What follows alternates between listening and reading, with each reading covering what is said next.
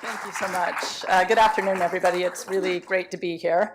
I will say that by the time I was in high school, I'd figured out that what I could do was throw the javelin, which is about 11 steps of running. So I don't get too much credit for long distance. All right, so much as Rosie did, what I hope to do today in the 15 minutes was give you a little sense for who the MTC is, what we do, tell you a bit about our founding story, so how we got to where we are now, and then end with some reflections and insights from our first year and a half or so. But I wanted to start with, wanted to start with a little video, because while we are the Mastery Transcript Consortium and we are actively working with our members on building out a new transcript, this work is not about the transcript. The work is really about supporting a big change in how students go through high school, how they prepare for college, career, and life. And so we wanted to start with a little video that we think demonstrates that a bit. Thank you.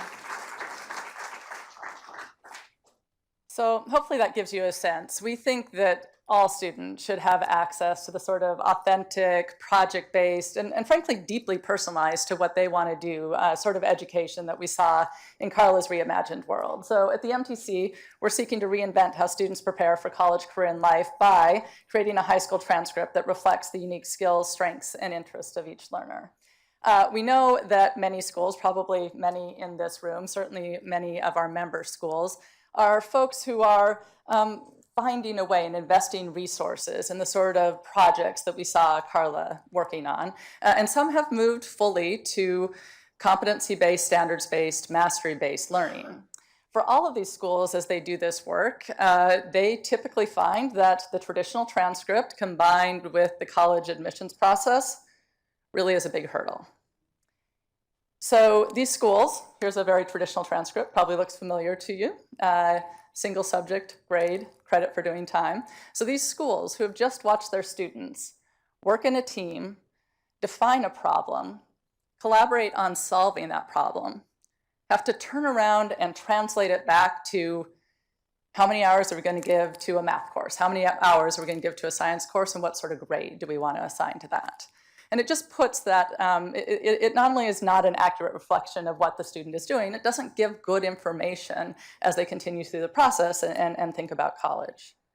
So we want to change that hurdle. We want to get rid of the hurdle by moving from this flat two-dimensional transcript where students get credit for time spent sitting in a classroom to a much richer digital transcript where students get credit for demonstrating their mastery of different concepts.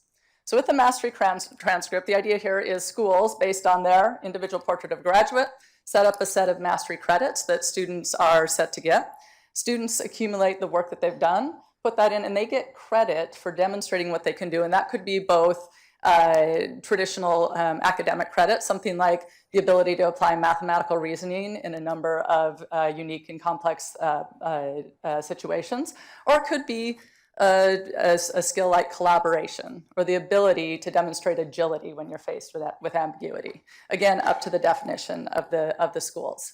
But this will be a rich transcript where colleges and others can dig in and understand not only what is the credit that the student earned, but see the individual student work. So if you have a student from a high school, if you're a college admissions officer, there's a student from a school that you don't recognize, you want to understand what that school does for credits, you can dig in and see that. But if you want to see the actual work that the student turned in, you're able to dig in and see that as well. We think that this is really powerful, but we think it's even more powerful with our network that we're putting together. So we currently have 230 high schools all over the country and a few international. These are independent schools, public schools, parochial schools, charter schools. We have a very, very diverse set of schools that we're working with, and a very diverse set of schools that we're working with intensely as we define the transcript itself. We're also working on pulling together a wide range of higher ed folks, because we know this needs to work for the University of Michigan that gets 70,000 applications and hires 110 temporary workers every single year just to get through their applications, as well as it needs to work for small liberal arts colleges that might see 3,000 applications for their spot. So we're working hard to make sure that we have that higher ed group put together as well, and really treating this as a co-creation process. All right, so let's back up a little bit and talk about how we got here and a little bit more about the process and some insights. So this is the Hawkins School, which is in suburban Cleveland. Scott Looney, who is the founder, or who is the head of school at the Hawkins School, was hired, oh gosh, about 10 years ago now, with the intent to reclaim its progressive purpose. And so Scott went through and he was working on a number of things and created some programs, including one that they called the entrepreneurship program. In the entrepreneurship program, students during one of their semesters would go through a blocked out schedule, and there would be 2 days a week that they spent on the entrepreneurship program, and they completed 4 projects. 3 of those projects, they worked with businesses in the community on a real problem that the business had defined. And for the 4th project, they were tasked with coming up with a new business idea that then they put in front of actual investors and business leaders so they could get feedback from it. The students loved this program, got tons of good feedback. And so Scott said, great, we're going to take that and expand it. And we're going to create a lab school, sort of a school within a school model, where that process we broaden to be the whole process for what students are doing. As part of that, he wanted to reflect what the students were doing. And so he's hired some folks and said, okay, go tell me what my alternative transcripts are. And they went out and they researched and they said, yep, there's not really anything else. He's like, no, you gotta be wrong. Go back, look again. They went back and they said, no, that's right. There really isn't anything else. And so when you look, 98% of high schools in the country still deliver the graded transcript. So single subject, Carnegie credits, and a grade. It's 98% of what you see. About 2%, so St. Anne's in New York, private school in New York is sort of the best demonstration of this, deliver a narrative transcript. So pages and pages of students writing or teachers writing comments and talking about the work that the student had done, but nothing in the middle. So he said, great, I think there's a middle ground here. I think this should be readable. I think college admissions officers shouldn't dread seeing our transcript, but I also want to make sure that it richly reflects what students are doing.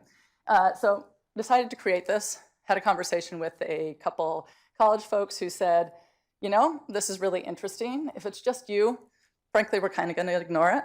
But boy, if you get, 15 to 20 of your friends, now we're going to probably listen. So Scott gathered together, he gathered together about 30 folks, had a one-day session in Cleveland. They represented 30 different schools, and and they talked about what education could be and how they were what different models they were going after and what they wanted to do to reflect that work within the college admissions process. 28 of the 30 joined. That's when they knew it was something real. And from there, they went on to turn this into an organization. This just to give you a sense, I'll go ahead and skip through that because I want to go to where we are now. So that was the founding story. It was a few months after that, and just over a year ago now, that I first heard about the work that the MTC was doing and that Scott and team had come up with when they were in the middle of a search for their first executive director. And I took a look at what they were doing, and for the first time in a really long time, said, wow, this is really interesting. So I was thrilled to join the MTC in February of last year. And my reasons for joining and the reasons that I'm so passionate about this work, number one, I fully believe that that we need to move our educational model to something that is more authentic, to students being able to define their own problems and work through them, to deeply personalized education that students can move through at their own pace. There is actually no magic path here, and we should be allowing students to build on their strengths and go through and learn the things that they need to learn in the path that makes the most sense to them. And I believe this, deeply personally, as certainly as I think about back on my own educational career, that I was very lucky in my little small town that I had teachers willing to say, sure, let's give you the time and space to do your own work. But I also think the research truly reflects all of this. In terms of where we are with the strategic plan, so when I joined, we took folks through a strategic plan. We confirmed some stuff, we changed some stuff. Where we are right now, this is our focus for the year. We want to design and build the transcript. This is our co-creation year. So we've iterated. We have a working prototype that we'll be out with in January. We'll take high schools and colleges through that, and we'll have version 1 available this summer. We've also figured out that our members need support as they go through this work. So we've been working to, both from a research basis and just a change management support basis, build out a number of member school engagement topics. We continue to build our network, and we are really, really focused on building out the higher ed support. So just in the couple minutes I have left, a couple reflections. So as we went through the strategic planning process, as we've gone through the last year, there's some stuff that's been nicely consistent. And we, during the strategic planning process, really dove in and made sure that the whole board, that folks were still bought into some of these concepts. So number one, the focus here is on changing how students prepare. So everything that we do is geared around making sure that we can actually have an impact on that. The second one, very related, our transcript will have no grades and no GPA. And it's interesting because a lot of folks ask for, hey, this is one of those sort of tough decisions. People are saying, hey, during the transition, can't we just show both? And this has been one of our lines in the sand. We've said no, because as long as within a college admissions process, you can reduce 4 years of what a student has done to a 3.8, that is what will get used. In the vast majority of times, the 3.8 will get used. So we made the tough call and said, no, you're not going to get to submit both. Once you submit a transcript, the only way for us to make an impact and make sure that colleges start using this in the way it should be used is to not also give them the translation that they can just stick into a model.